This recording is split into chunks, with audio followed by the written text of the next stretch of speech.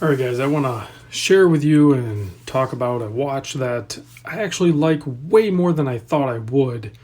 It actually goes for both watches that are in the clip right now, but we're going to talk more in depth on the sarb048.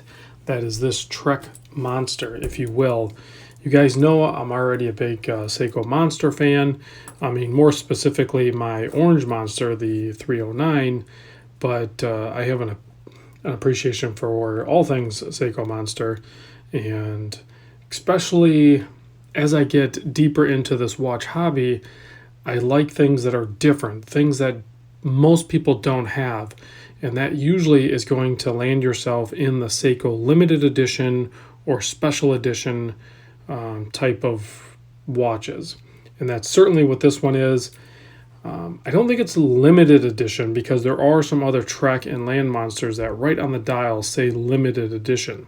This one is a Japan edition or a JE instead of an LE or SE. So I can't even find any information as far as how many were produced. You start Googling this thing up and there's not a ton of information. I mean, you can find out that yes, it is the same as the Seiko Monster as far as size, and that's about it because its production levels, I'm not really sure. It has the 6R15 movement in it.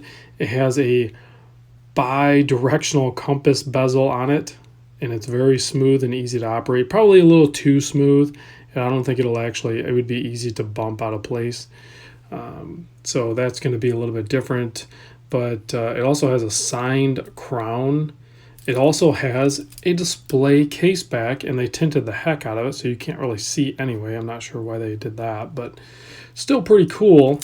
There's nothing normal about this watch, other than it does share. It's not the only one out there, let's say, because this is the sarb048. There's a 4.7, a 4.9, a 5.3, a 5.5, a 5.7. A 7.5, a 7.7, and a 7.8. There's quite a few different colorways of this, and I think they just kind of flew way under the radar, and nobody even liked them because there was a bunch of other really cool monsters. So I think these just did not get the attention, or they were not. Or I'm sure they were also slightly more difficult to get, especially when these were put out. It wasn't as easy to purchase watches from out of the U.S., and a lot of us that are watching this channel are U.S. I know we got a bunch of other countries watching as well, but you guys know the further along we get into this hobby as time passes, it becomes more and more easy for like a world economy for us to source a lot of these watches. That was not always the case. So I purchased this one on eBay, and I forget where it came from. It may have came even from like Israel or something. And it's not perfect. It definitely has some flaws. I don't think I'm going to mess with them or do anything as far as cleaning or rectifying any of those flaws, but we'll see how it goes. It's keeping time pretty good. I have not thrown it on the time grapher. I'm just going off a wrist, but I have worn it a ton, way more than I thought I would, and the same really goes for the gshock. In the gold, the AK blingmaster. I basically just nailed down a Seiko monster blingmaster, and I'm just super excited about it. I don't know. I couldn't be happier with this purchase at all, really. To the point where I started looking at all the other Trek models and Land Monster models, and I'm like, well, if this one is really good, and I really like this one, maybe if I had more, I'd like it more. I have to pull back a little bit and chill because that's how you get in trouble, and you end up with so many watches, and then it's just too much. You need to enjoy the one you have.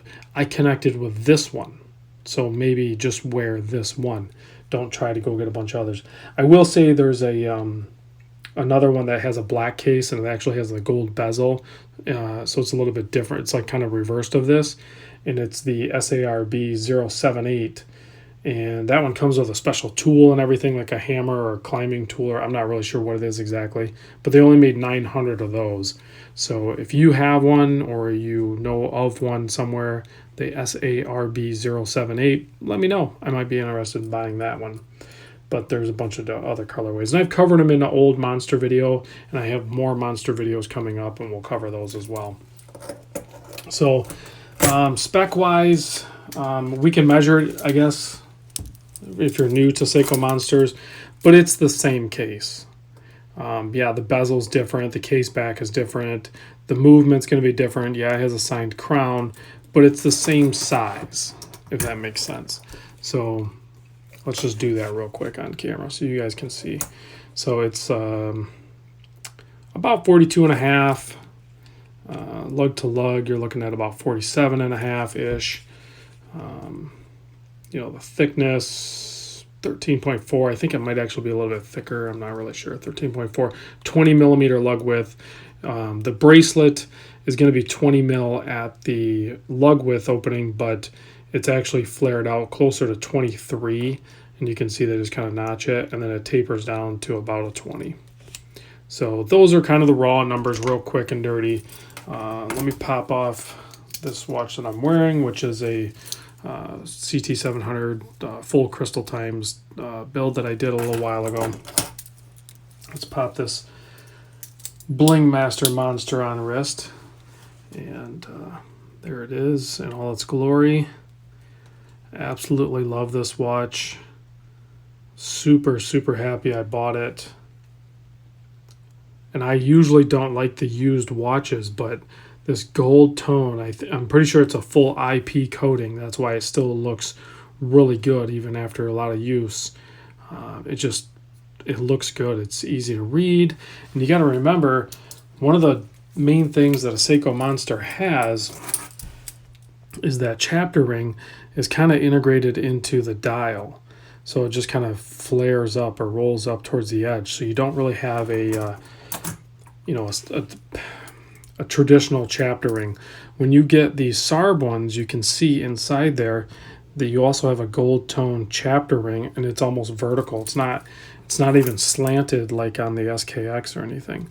So it gives it more of a flat wall, and it gives you more surface area for the dial. So totally different look and feel to the watch for sure. And then the date window down here offset closer to the 5, but in between the 4 and 5 is very clean. Just kind of tucks in there. I wouldn't change a darn thing with this watch. I really wouldn't. I'm indifferent on the case back, I guess. I don't really care either one way or the other with that. I mean, it's nice to have a display, but being that it's so blacked out, I know it's all smudged up, guys. I've been wearing the heck out of this thing. So, killer watch. I don't know. Let me know what you guys think about it. The handset is also gold tone, and then it's it's going to have Seiko Lume and everything. Some of the defects, you can see there's some marks. Those are like on the crystal. Those are on the underside. So I don't know if there's just debris in there or if there was an impact and it affected the hardlex. I'm not really sure. So I might take this apart and see if I can clean that off. If I can't, I might put a new sapphire crystal on there. Or I might just kind of forget about it and just wear the darn thing. Sometimes it's better to just put your OCD on check and just enjoy the darn watch. It's a challenge. It really is. But when I'm rotating through so many watches, it's much easier for me to just kind of move on from the little things. So you can see the lume is just stellar. There's more lume surface area on a traditional tooth monster. That is no doubt there for sure. But the sarb Trek models, and also I think like that 7.8 that I was talking about, I think they call that a land monster. It even says it on the box, I think. Is going to have a similar lume to this. And they all still claim to be 200 meter water resist, even with that display case back. I'm not really sure how much faith I'd put in that, but I doubt I would do anything like that anyway. Like 200 meters is pretty deep, especially when this watch is intended, to be more of an explorer type watch. with a compass bezel, which again, I don't think I'd ever use the compass, but maybe I'll try to fiddle with it some.